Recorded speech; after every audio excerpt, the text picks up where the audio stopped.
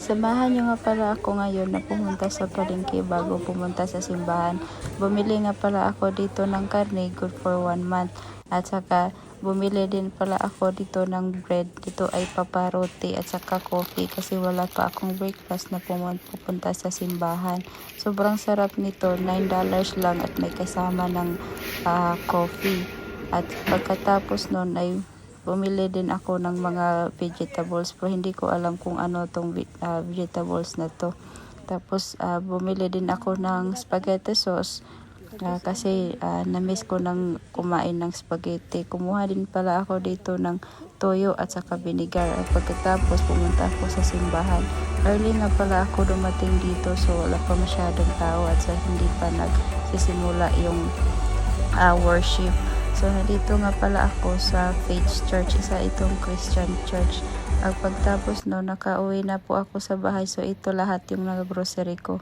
Good for $300.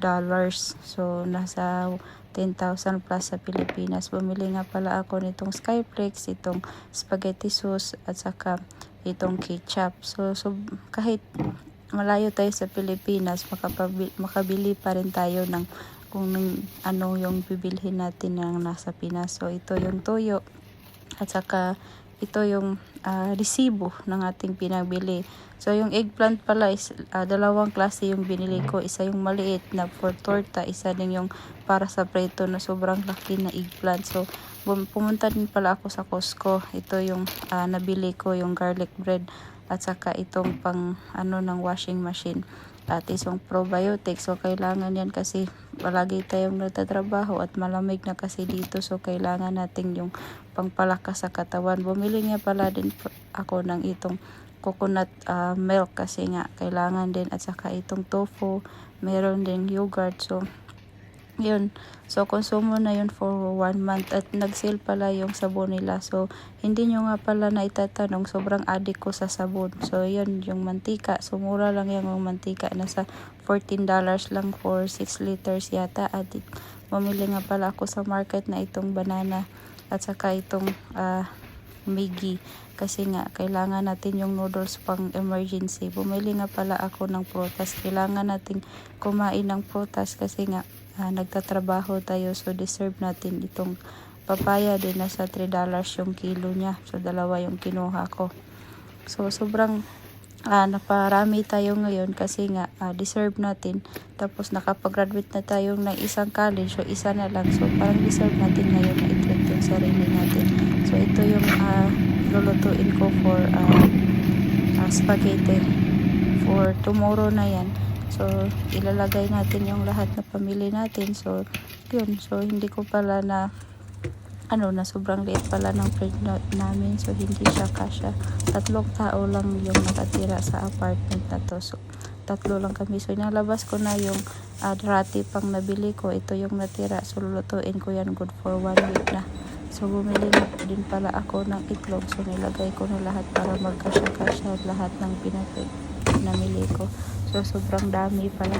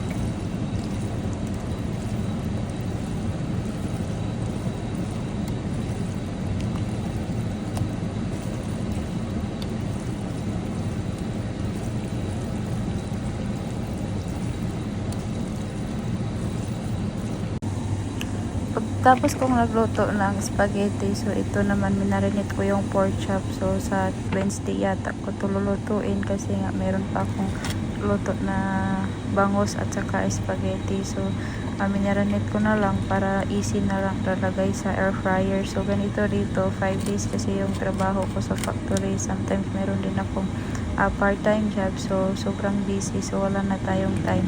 So yun, minarinate ko na lang. So hindi ko alam kung anong tawag na marinate to. Nilagay ko na lang lahat yung sauce. So nilagyan ko din itong lemongrass at saka itong limonsito. So frozen yan lahat kasi wala nang fresh dito. So pero fresh yung na-harvest ko ng kalamansi na yan. Kaso nga, so madali siyang madurog kaya nilagay ko sa freezer. So sinama ko na lahat ng balat kasi nga sobrang soft niya. So minikos-mikos ko lang lahat pagtapos ng nilalagay yung lahat ng paminta at saka yung asukal at saka asin. So ganyan lang. So may iba't ibang paraan tayo kung paano mag-marinate. So ilalagay ko na yan sa air fryer pag magluto. Pagtapos ay ilalagay ko na lang to sa freezer.